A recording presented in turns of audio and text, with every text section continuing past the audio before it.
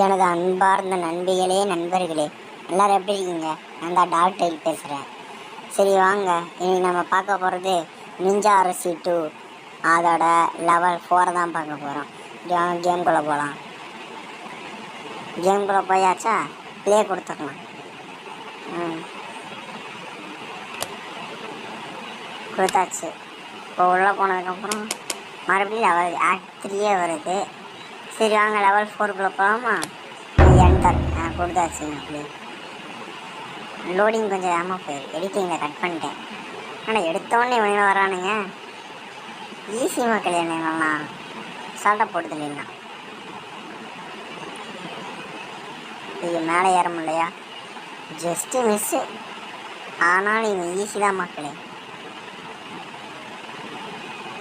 கீழே என்னதான் இருக்குது? அஜய்யோ ஓடு தள்ளானுங்க மக்களே.